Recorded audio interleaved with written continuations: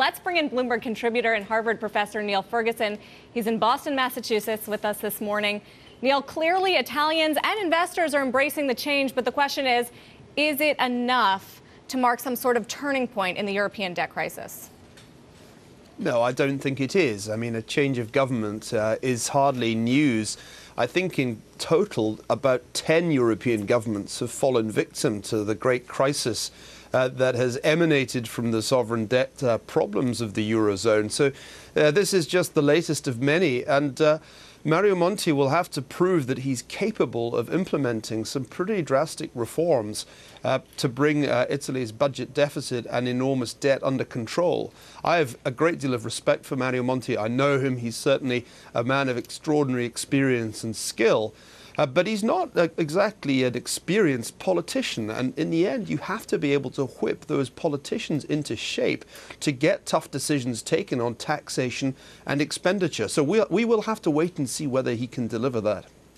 Seems like, Neil, the European Central Bank is under enormous pressure right now to come in and deliver some sort of bazooka or lifesaver to Italy to get these bond yields down.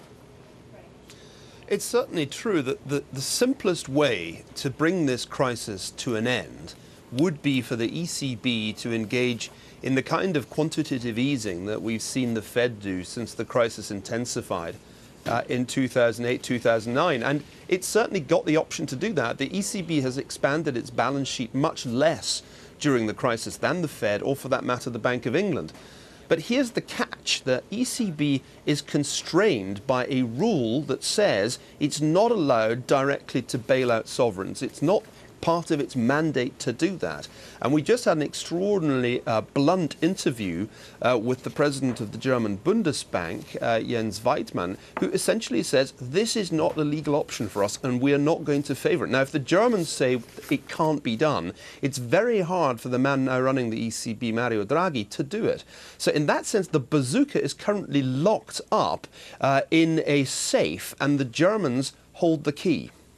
Neil, how do you resolve that? How do you break that impasse effectively, so long as Germany doesn't want the ECB to monetize debt indefinitely? Are we just locked in a state of crisis for as far as the eye can see? I sincerely hope not, because this formalistic reading of the situation seems to me to be significantly behind the curve of financial market action.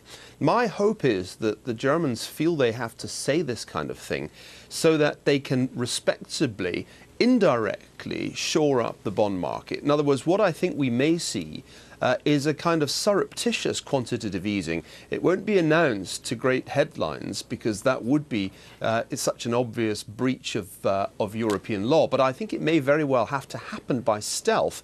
Otherwise, the situation just gets worse and worse. Remember, the underlying problems are very profound, and I can tell you the things that are not going to happen. The Chinese are not going to step in and hand a chunk of money to help leverage the EFSF, the European Financial Stability Facility. That is not going to happen.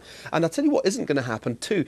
These governments in the periphery on the Mediterranean end of Europe are not miraculously going to achieve productivity miracles through austerity budgets. In fact, the reality is that the more they tighten fiscally, the slower the growth tends to be in the short term. So there aren't really many options left beyond some significant monetary easing.